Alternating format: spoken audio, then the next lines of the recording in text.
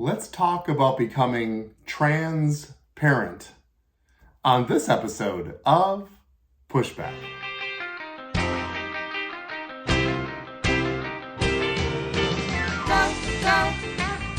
Go, Jonny, go, go. Go, Jonny, go, go. Go, Jonny, go, go. If you're concerned about the direction our culture is heading, then maybe it's time to push back. Hello, my dear listeners. This is Dr. Jonny, and this is another episode of Pushback. I did just have back surgery this week, and so I am one day late with this podcast, so I apologize for that. However, the show must go on, and I feel like it's important that I come to you each and every week because so much is happening every week, and that is certainly the case again this week. So this might be a short podcast in light of the fact that I need to go probably lay back down again pretty soon. But I do want to share my heart with you quickly, and I'm so grateful to come to you every week and be able to have a chance to share my heart with you. I've been saddened this week because of continuing news that is coming out of my home state of Minnesota. I've always been quite proud of living here and have had a lot of pride in being a Minnesotan. And that's becoming harder and harder to do because of legislation and things that have been happening in our state.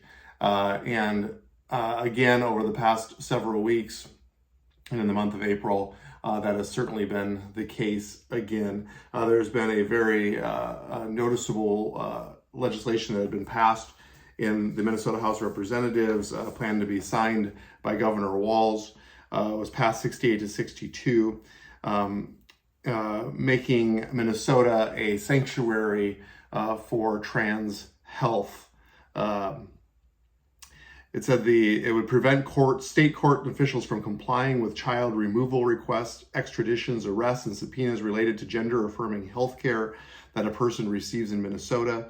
Physicians who practice gender-affirming care in Minnesota and families who sought it out for their transgender children or teenagers said it would go a long way to ensure that they would continue to have access and treatment without fear of other states getting in the way. They also said it would send a message to transgender people that they are welcome in Minnesota. Now, I want to be clear that I believe transgender people should feel welcome in Minnesota because that's the loving position that every Christian should take in our position of loving people and caring for people. And so I'm not a fan of running people out or shaking a fist or being angry. But there's something obviously, and this is usually the case with my podcast, something obviously deeper here, much sadder here, and much more sinister here than would obviously meet the eye. In this bill as well is a ban on any conversion therapy. Now, you can argue the pluses and minuses of conversion therapy. However, this is a ban. This is something that parents would be removed from the decision process, even if a child under the age of 18 would choose to go through conversion therapy. It is now banned, so there is no access to that because it has been deemed evil. It has been deemed unnecessary because this is a normal, as they would say, and I quote, a normal a place for a person to be, somebody who is transgender. And so why would they need to be converted? Why would they need to be changed? They're calling it mean and cruel and evil. And so it needs to be banned. And so you can argue whether parents should ever force conversion therapy on their children. That's a whole different discussion. But this bill actually removes the parental rights to even have the discussion with their children and can actually be charged with neglect if parents don't go along with the child's decision to pursue transgender treatments. This is gigantic. This is huge in regards to the removal of parental rights here in the state of Minnesota. Even if a child wanted access to conversion therapy, they wouldn't be allowed that That's apparently a decision that can be made from above, but above does not mean parents. Parents can't have the right to intervene on children's behalf. The lunacy of all of this is that we as a society actually have a moralistic standard in regards to our children. Otherwise, we would let children marry at any age. We could let a 12-year-old marry a 40-year-old. We could have a 14-year-old have sex with a 22-year-old, and we would say that's all okay. But we don't, because we know that children aren't decisional at that age, especially about things of sexuality. Hello? And because they aren't decisional, they're not mature enough to make a decision. But apparently in this case, because they're having confusion about their gender, that they have the ability over and trumping their parental rights to actually make this decision on their own behalf without parents' intervention. It's craziness. And this is happening in our own state of Minnesota. It's very interesting because my wife and I teach very often about common versus normal. And as things become more common in our society, the temptation then is to label it as normal. And this is exactly what these congressmen, and I quote, calling it that this is just a normal part of life. That you're born a man and yet you have feelings to be a woman and you wish to undergo treatment to become a woman, and we're going to call that normal. My friends, as a physician, as a minister, as a human being, I can testify to you that that's not normal. That's not normal. And instead of asking why they are having confusion, we actually sweep it under the rug of normalcy so that we don't have to deal with these people.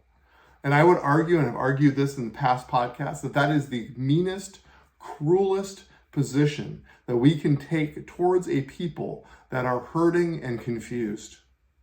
It's just normal. Don't worry about it.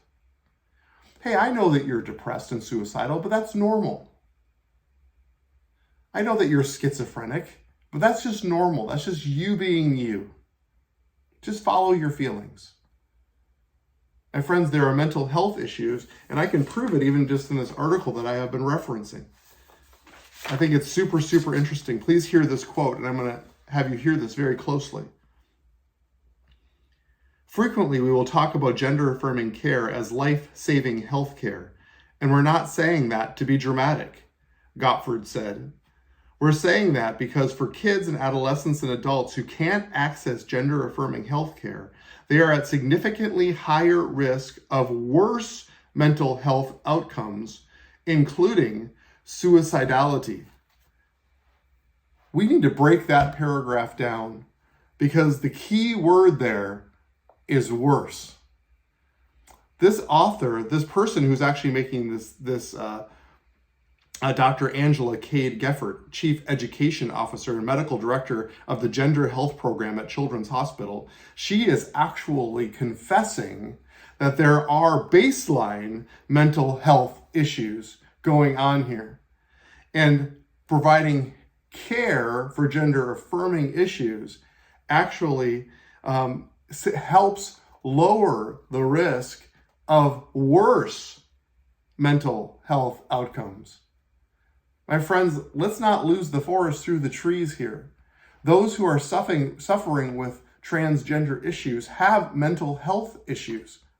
And they are trying to frame it that it's because of persecution, it's because of rejection, it's because of the misunderstanding of all of us in regards to their gender identity.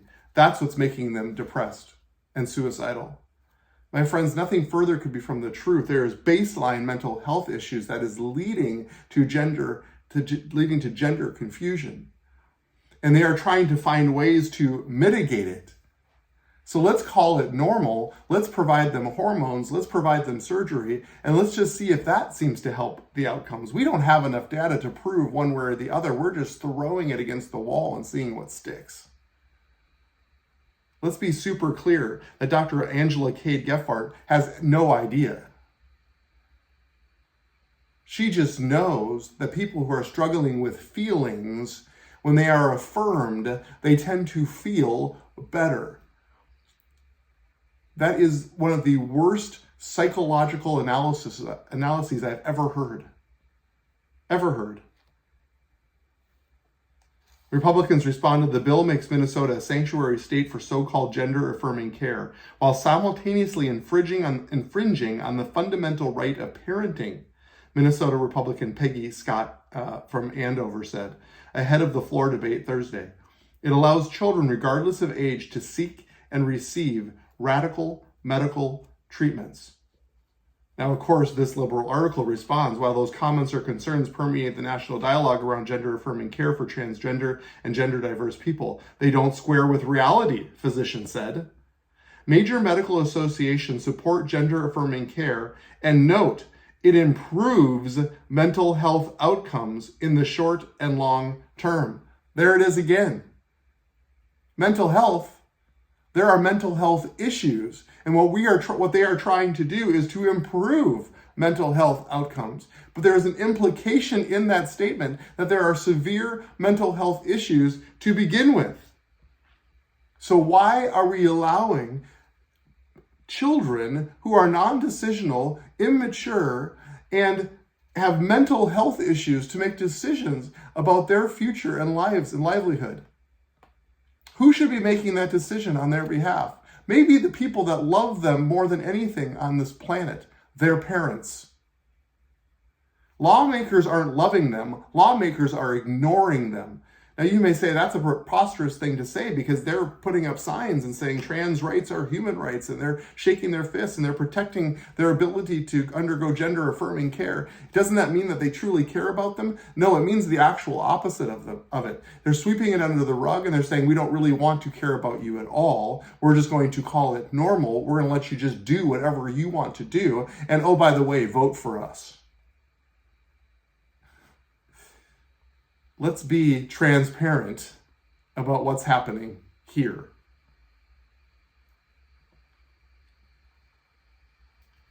My friends, this is a sad place. GOP lawmakers and conservative groups offered a prayer outside the House chambers and greeted lawmakers with signs that said, "Parents know best," as they entered the chamber.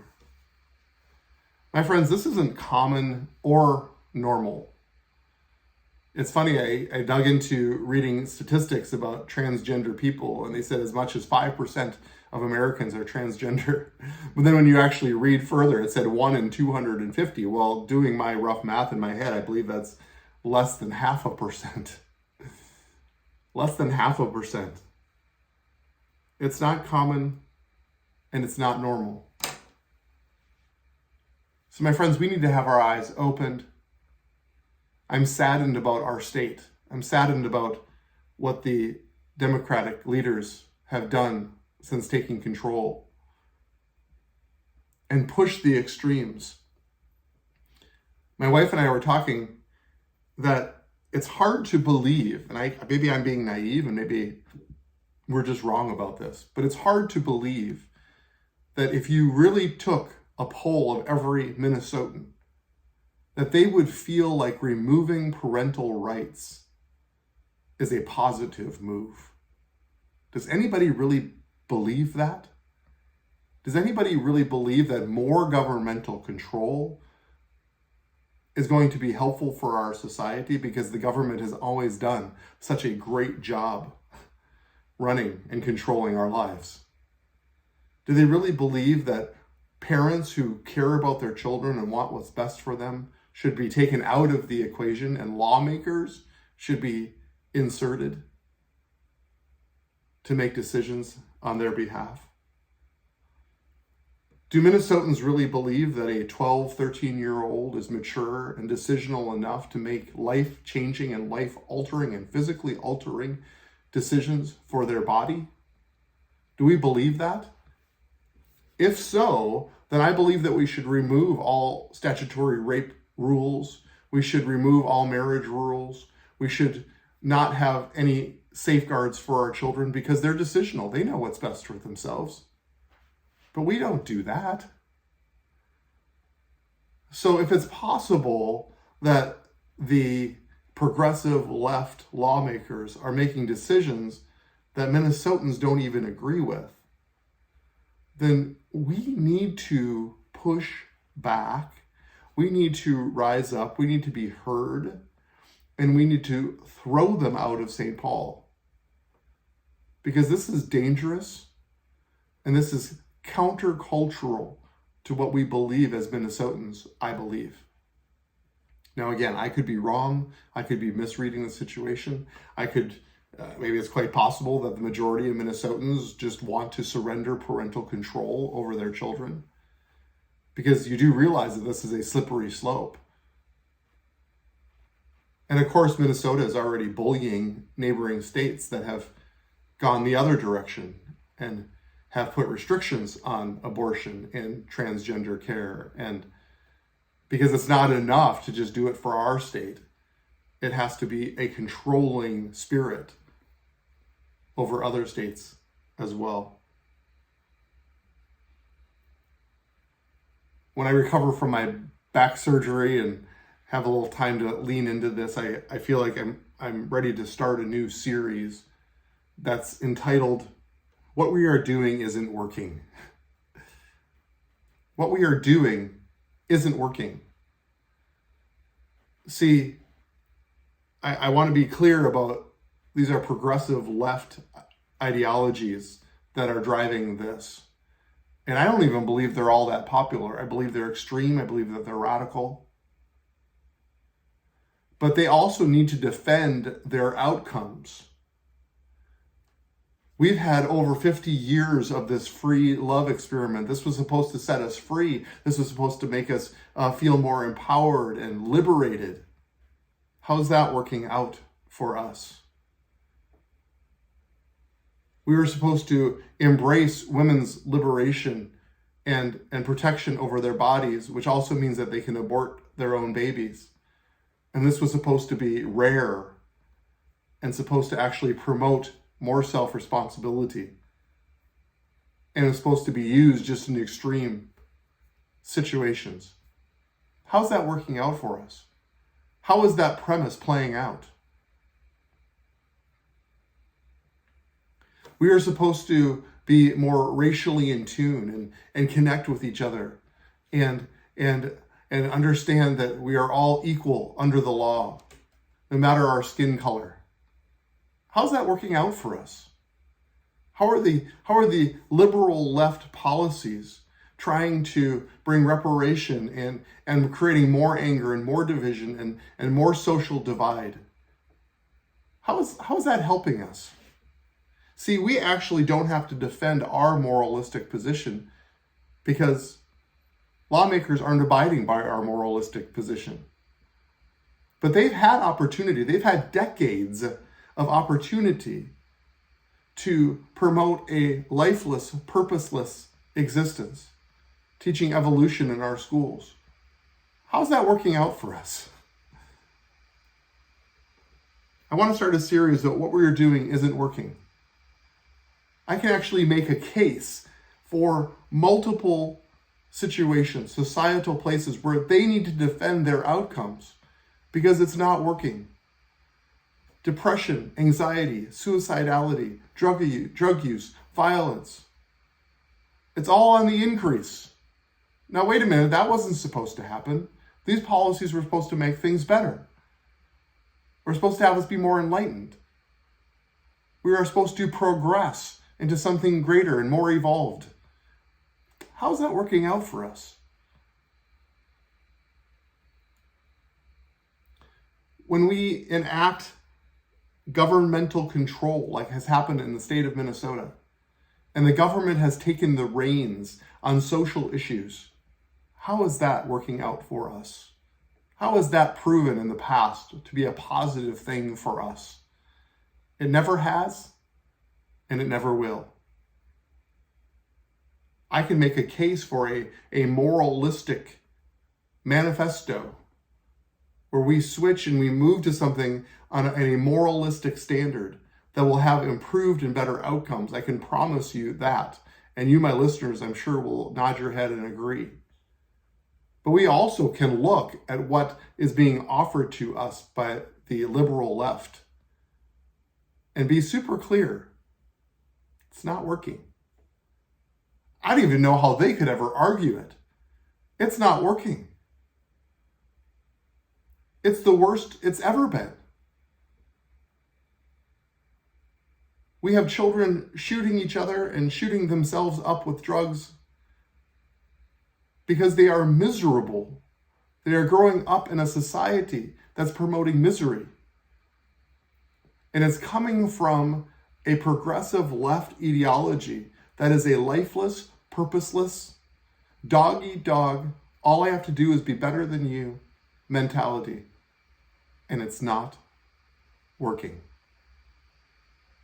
So stay tuned as I lean into this topic more, because we have to stand on the corner on top of a crate and shout. That's all that we can do. And we pray for a spiritual movement, a spiritual awakening in our land. Because I know the Spirit is on the move as well, simultaneously to what is happening here. These are just symptoms of a lost society and world, trying to grasp at something else other than an almighty loving God. How's that working out for us? Let's talk about it more in the weeks to come. Hey, would you connect with me at pushbackculture.org? Pushbackculture.org is a link to my YouTube videos as well as to my podcast, as well as a place for you to leave comments, questions, future topics, anything that you would wish to discuss with me. I would love to connect with you. So please go to pushbackculture.com. Thanks again for listening to me this week. I look forward to connecting to you next week. So let's go together now to set and shape the culture.